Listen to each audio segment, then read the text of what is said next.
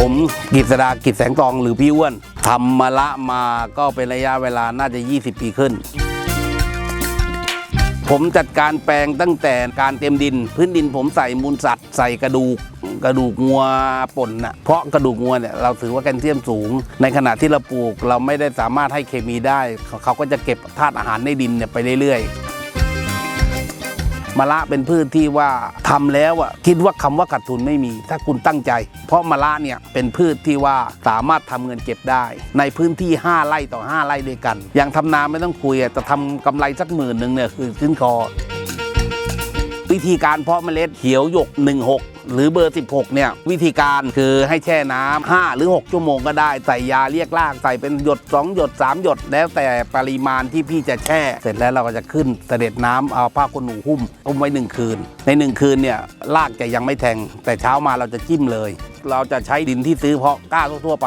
แต่เราจะไม่อัดแผงไว้ก่อนเพราะเราอัดแผงไว้ดินเหมือนดินจะแห้งเพราะเหมือนความชื้นที่เขาคุมมามันจะหายไปเราจะอัดไปจิ้มไปอัดไปเพาะไปแล้ว6 วันได้ปลูกแน่นอนและเมื่อเราจะปลูกเราต้องเตรียมแปลงไว้พร้อมที่จะปลูกเราต้องทำตัวให้ว่างเมื่อได้เวลาปลูกปั๊บเราต้องปลูกเลยไม่ใช่ว่าได้เวลาปลูกแล้วไอ้นั่นปักไม้ไม่เสร็จโครงสร้างไม่เสร็จเดี๋ยวงานมันจะยุ่งเราต้องทำโครงสร้างให้เสร็จก่อนเราถึงจะเพาะเมล็ดคือการเพาะเมล็ดเราต้องทำตัวให้ว่างอย่างพรุ่งนี้ปลูกได้เราต้องปลูกเลยเพราะมัน6 วันมันปลูกได้คือมะละเนี่ยถ้าปลูกในขณะที่ใบคลี่แต่ยังไม่สุดเนี่ยและเสร็จให้มันมาสุดในแปลงเนี่ยพี่จะได้เต็มร้อยพอรุ่งขึ้นพอคืนหนึ่งเราปลูกได้คืนหนึ่งจะขี้สุดแล้วมันจะสู้กับแดดไหวแต่ถ้าพี่มาใบใหญ่ๆมาเลยเนี่ยมันจะสู้แดดไม่ไหว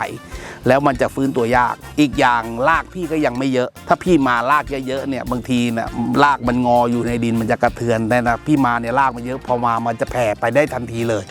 ระยะห่างจากต้นนี้ถึงต้นนี้70 เซนทำไมถึง70 เซนเพราะว่าหลังคาผมมันกว้างพื้นที่หลังคาผมมันกว้างเราคิดว่าเรามีพื้นที่ให้ยอดเนี่ยได้เลื้อยไปแต่ถ้าเมื่อพื้นที่ของพี่แคบลงมาพี่อาจจะปลูกเนี่ยให้ห่างสักนิดนึงตั้ง80 หรือ1 เมตรก็ได้ไม่เป็นไรอย่างนั้นการปลูกถ้าพี่ทำลงเนื้อขนาดนี้พี่ต้องปลูกเอาโคนไว้ในร่มเอาโคนไว้ข้างในเพื่อ1 โคนจะได้อยู่ในร่มที่เอาฟางคลุมเนี่ยเพราะต้องการคลุมให้ดินเนี่ยมีความชุ่มชื้นเพราะมะละเนี่ยรากเขาจะหากินอยู่หน้าดินเนี่ยซะส่วนมากถึงต้องเอาฟางช่วยเพื่อความชุ่มชื้นแล้วอีกอย่างที่แน่ๆเมื่อ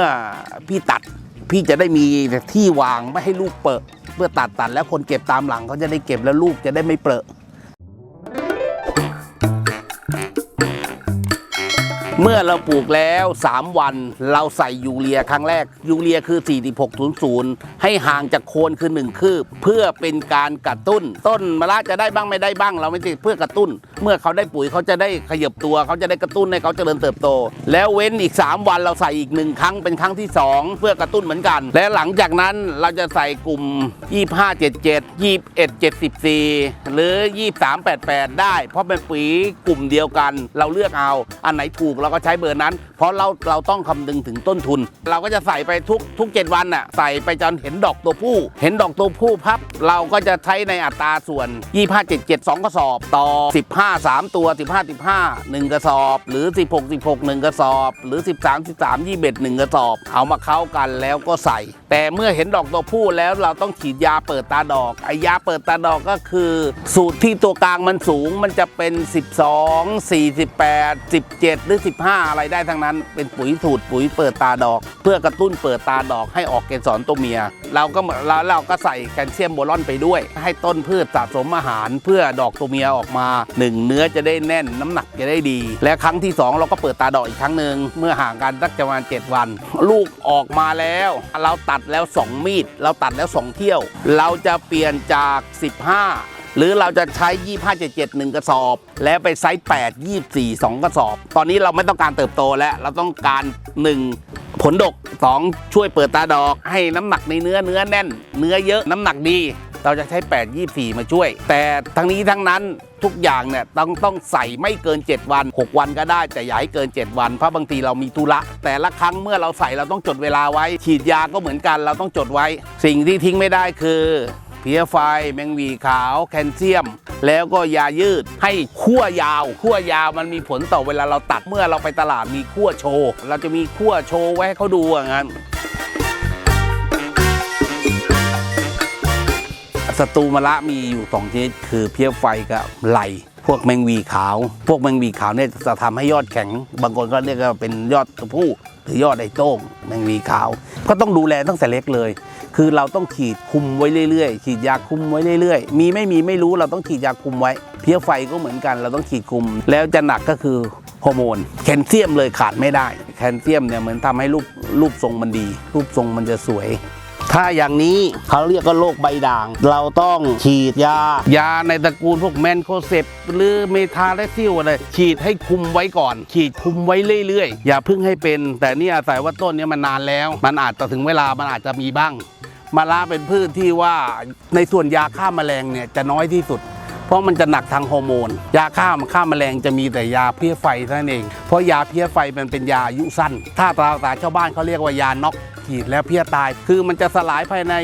24หรือ48ชั่วโมงอันนี้จะไม่มีผลมันไม่เหมือนถั่วฝักยาวหรือมะเขืออะไรพวกเนี้ยเพราะพวกนี้เป็นหนอนเจาะยาต้องฉีดแล้วค้างนานหน่อยแต่ปัญหาของมะระเนี่ยพวกหนอนจะไม่ค่อยกินจะมีแต่เพี้ยไฟ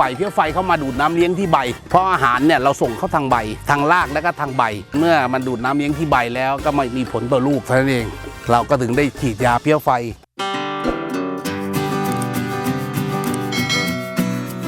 ให้น้ำผมใช้เรือครับให้ถึงหลังคาเลยคือจะโดนหลังคาทั้งหมดและลงมาที่โคนถ้าปลูกในพื้นที่เรียบก็ได้พี่ก็ต้องเว้นระยะให้ถูกว่าพี่จะทำโครงสร้างคือต้องมีพื้นที่ให้ยอดเขาไปถ้าเราได้พื้นที่กว้างยอดไปไกลเราก็จะได้ปริมาณเยอะถ้ายอดมันไปสะกันเหมือนถึงยอดมันตันมันไปทับกันแล้วเนี่ยลูกมันจะไม่ออกแล้วเหมือนยอดมันตันแล้วไม่มีทางไปพี่ก็ต้องบริหารจัดการถ้าใช้ระบบน้ำหยดอย่างเขตทางปักช่องหรือทางโน้นเขาก็จะเป็นพื้นที่ราบพวกนั้นก็จะได้ระบบน้ำหยดจะเป็นอีกแบบหนึ่งเขาจะมีธาตุอาหารของเขาคือปุ๋ยในระบบน้ำหยดเขาจะให้อาหารทางสายยางเลยแต่เราให้อาหารทางดินเหมือนธรรมดาทั่วไปโรยปุ๋ยอะไรทั่วไป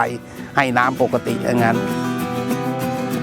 มะระเนี่ยสามารถปลูกได้ทุกฤดูกาลแต่หน้าหนาวมันจะมีปัญหาเรื่องออกลูกยากนิดนึงแต่เมื่อออกแล้วก็ออกเลยคือเราต้องพยายามกระตุ้นให้ออกให้ไวหน้าหนาวมีปัญหาอยู่แค่นี้ปัญหาเรื่องหน้าแล้งคือลูกหัวโตตูดแหลมสุกมันสุกเยอะๆที่เขาว่าปัญหาเรื่องสุกไม่ได้ตัดอย่างเงี้ยอย่างผมจะใช้น้ำเป็นตัวช่วยผมอาศัยว่าลำบากนิดลดน้ำเร็วหน่อยตื่นมาตี 3 ตี 4 ตี 5หรือว่าคือก่อนพระอาทิตย์ขึ้นเราต้องลดน้ำเสร็จและตอนช่วงเย็นหลังจากพระอาทิตย์ตกดินแล้วทุ่มนึงหรือ2 ทุ่มเราจะลดน้ำสำหรับในส่วนของลักษณะหัวโตตูดแหลมที่เขากลัวนักกลัวหนานี่คือการผสมไม่เสร็จผสมไม่ร้อยส่วนมากจะเป็นในระยะหน้าแล้งหรือแดดจะจัดมะระจะเป็นรูปทรงนี้คือมันจะสุกง่ายถ้ามะระทรงนี้จะสุกง่ายทำไมผมถึงต้องลดน้ำเช้ามืดเพราะให้น้ำเป็นตัวช่วยเพื่อต้องการให้มะระเนี่ยผสมให้ได้100ถ้าผสมไม่100%มันจะออกมาทรงนี้แล้วมันจะสุกง่ายแคลเซียมถ้าขาดไม่ได้เลยแคลเซียมขาดแล้วเนี่ยมันมีผลต่อแคลเซียมบางส่วนคือแคลเซียมอาจจะไม่พอ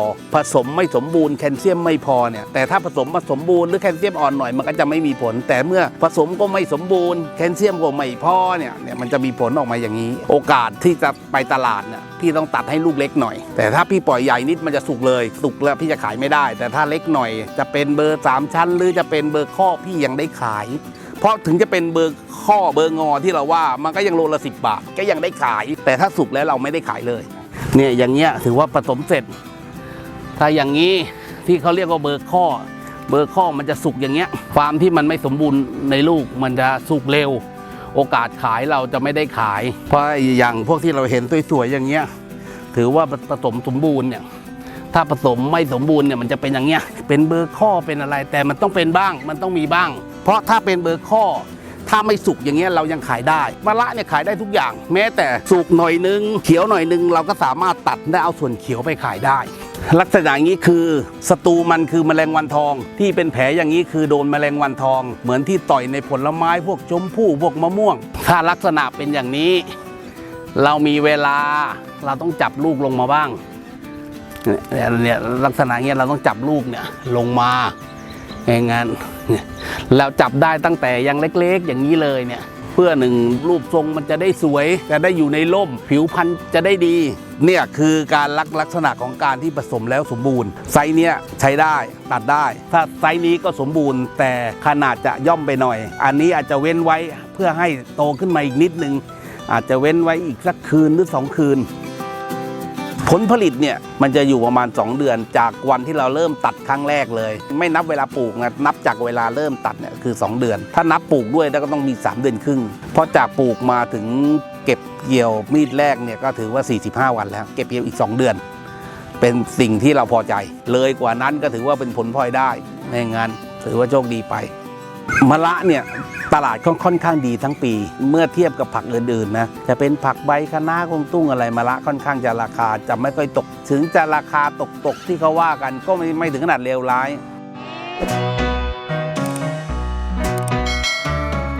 จริงๆเราเป็นแฟนมะระเราเป็นแฟนสอนแดงเพราะถึง1ทางน้ำได้ตลาดเป็นที่นิยมของตลาดด้วยเพราะเราต้องปลูกในสายพันธุ์ที่ตลาดก็รองรับเราคือสายพันธุ์เนี้ย1ทางน้ำสวยรูปทรงสวย1 กระป๋องเนี่ย100 กรัมเบอร์ 16เนี่ยจะมีอยู่500 เมล็ดจะมีให้เราเลือกอีกประมาณสัก5-6 เมล็ดคือ500-5-6 เมล็ด5-6 เมล็ดเนี่ยไว้เลือกอันไหนเม็ดทรงไม่สวยเราได้ปัดได้ใน500 เมล็ดเนี่ยหรือที่ผมปลูกอยู่เนี่ยผมจะปลูกในระยะทางที่ประมาณ8หรือ90 วาหรือประมาณ180-190 เมตรระยะห่างที่ผมปลูกอยู่ที่70 เซนแล้วร่องหนึ่งน่ะผมตัดณเวลานี้น่ะพี่สุดๆก็อยู่ที่ประมาณ5หรือ600 โลต่อ1ร่องต่อ1 กระป๋องเพราะร่องหนึ่งใช้ประมาณ500 เมตร500 เมล็ดหรือ500 ต้นมีดแรกยังไม่ได้พี่ก็ต้องได้ไป100 โลมีดแรกๆมีด1มีด2ไล่มาเรื่อยแต่เมื่อมีด3มีด4มีด4แล้วน่ะพี่ต้องได้ประมาณ500เป็นที่แน่ๆแต่พี่สุดๆต้องมี600 กว่าถ้าพูดถึงใครถ้าคิดอยากจะปลูกหรืออยากจะปลูกจริงๆสามารถมาสอบถามผมได้หรือถ้าอยากจะดูแปลงก็โทรมาสอบถามก่อนว่ามีแปลงให้ดูไหมถ้ามีแปลงให้ดูผมยินดีต้อนรับทุกคนไม่หวงอยากให้ได้ทุกคนเราเนี่ยเมื่อทำแล้วนะมันได้คุยกันแล้วมันสนุกถ้าทำแล้วขาดทุนคุยกันก็ไม่สนุกติดต่อสอบถามผมได้ 081-732-6827 กฤษดา กิจแสงทองหรือพี่อ้วน